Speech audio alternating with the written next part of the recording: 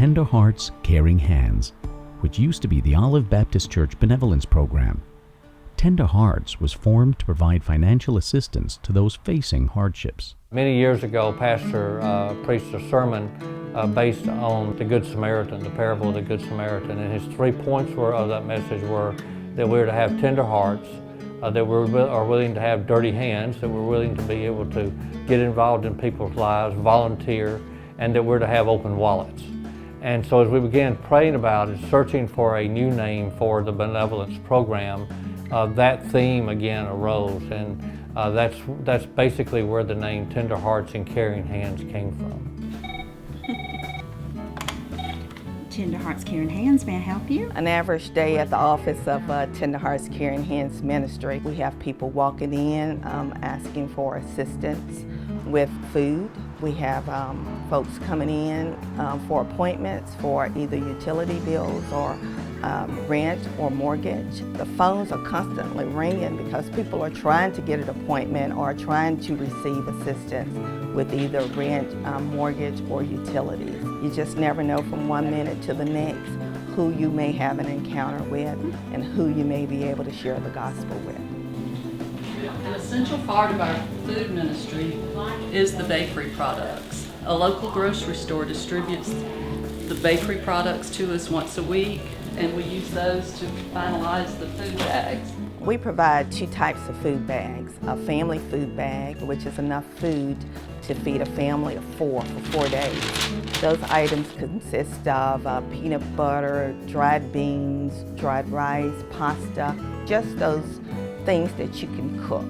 And we provide a second type of bag, which is a transient, and we call it a homeless food bag.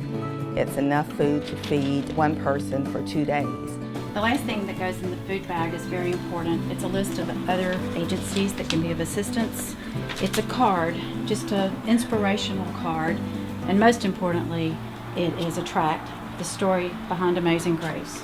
We share the gospel through a gospel tract, but given an opportunity, we will ask them if we can pray with them. Sometimes they may accept the prayer and sometimes they may not. But when they come in to receive this homeless food bag, they have to complete an application. And on front of that application, I have established a prayer request. Where someone may not always verbalize a prayer request, they will write down a prayer request, and our volunteers will take the time every day to pray over those requests that have been made known, not just verbally, but on paper. I love serving, I love listening. What brings me the greatest joy in working at Tender Hearts Caring Hands Ministry is the single mothers that I see. They can walk in here and they can be so down. They can really not know how they're going to make ends meet.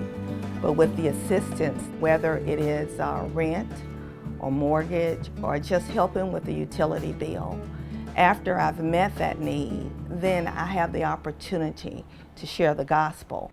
You walk through thinking it can't happen, you know, or, oh, I'm so sorry that that happened to you. And so when tragedy did hit, I was not prepared.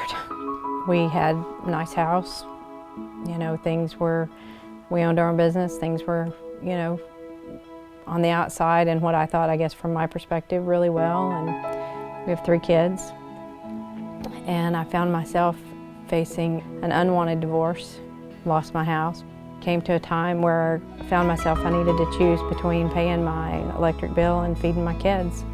And out of options, and you know, just it's hard to ask friends to help out. And so I called my friend and she sent me to Danita.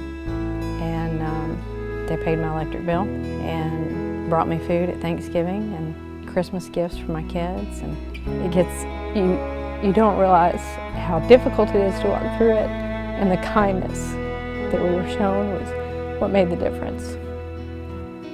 And that brought some healing. You can't put a price tag on that, especially when people are hurting.